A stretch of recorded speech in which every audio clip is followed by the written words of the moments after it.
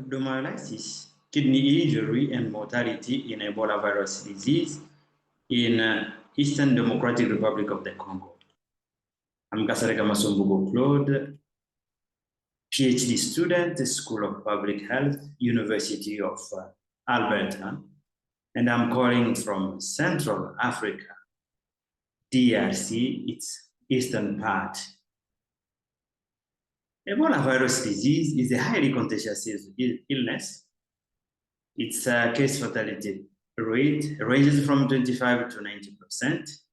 The two largest epidemics to date were reported in West Africa that's 10 years ago, and we recorded 11,000 deaths. The second one in Eastern Democratic of the Congo, that's in 2018 and 2020, and we recorded 2,264 cases of death. Here we'll be talking about the 10th epidemic, which started from August 2018 to June 2020. We recorded 3,470 cases and probable cases, with case fatality rate of 67%. Patients were managed in Ebola treatment unit with daily monitoring of the viral load and also daily monitoring of biochemistry, including creatine kinase.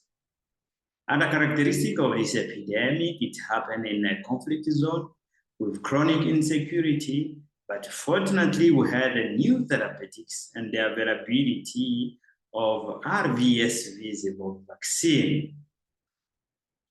By definition, rhabdomyolysis is a severe skeletal muscle injury, and rhabdomyolysis has been previously associated with the kidney injury and mortality in EVD patients, but in smaller series.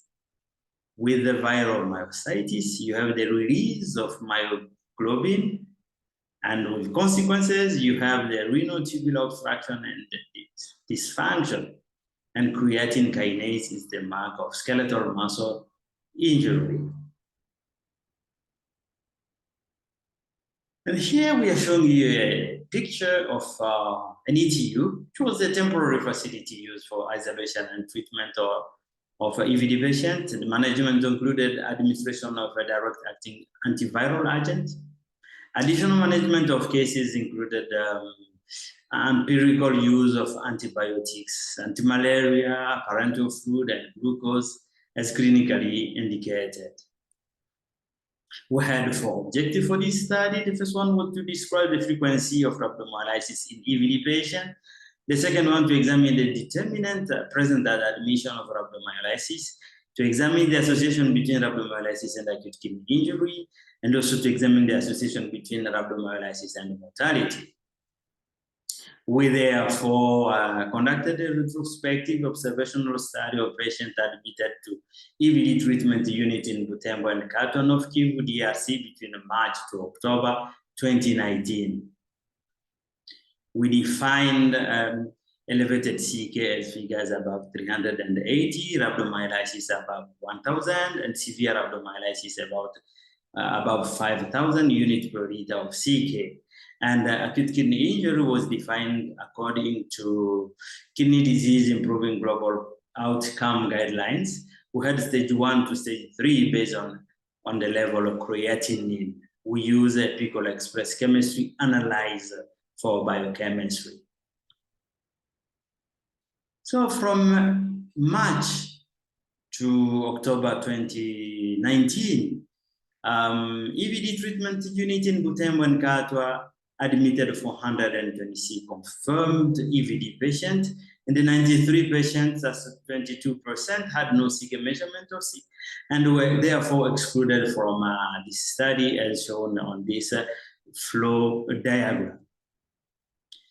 We retrieved from the remaining 333 patients 2,222 CK measurements over the course of the admission, and 81% had at least one elevated CK, 61% had rhabdomyolysis, and 14% had severe rhabdomyolysis.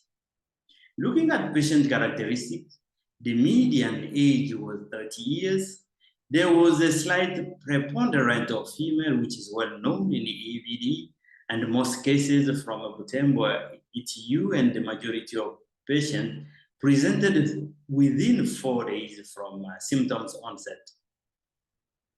Data showed that only 22% were vaccinated with RVCSV vaccine, but none of them more than 10 days prior to the symptoms onset. On this slide, we are showing CK level over time in 206 survival and in 120 fatal cases. You can see that the overall CK level are higher among fatal cases, but you can also see that among survival, CK level decrease over time. We examined the factors that were associated with rhabdomyolysis. We found that male sex and high viral load at admission predicted rhabdomyolysis. Male sex likely because of higher muscle mass. We next looked at the association between rhabdomyolysis and acute kidney injury. On the y-axis, we are looking at the proportion of patients with no AKI in white and stage 1, 2, 3 in gray and black. The higher CK level along the x-axis, the more AKI and the higher stage AKI. Overall, the odds ratio of AKI of any stage was 3.1 for the higher in patients with rhabdomyolysis. Here we are looking at the association between CK and the mortality. The higher CK level, the higher the mortality as shown on this curve. Overall, the hazard of dying was 3.1-fold higher among patients with rhabdomyolysis. In order to see whether rhabdomyolysis is an independent predictor of mortality, we use a multivariable Cox proportional hazard model after adjusting for covariate, and rhabdomyolysis remained an independent predictor of mortality with adjusted hazard ratio of 1.5 or 1.7. So this is a retrospective observational study. It's actually difficult to make causal inference, but biological plausibility supports causal relationship. We had also some missing data, and 22% of our EVD patients had no CK measurement as death occurred rapidly after the admission, and EVD patients included in our study more likely with lower mortality and with lower viral load. So results should be extrapolated with caution to the sickest EVD patient.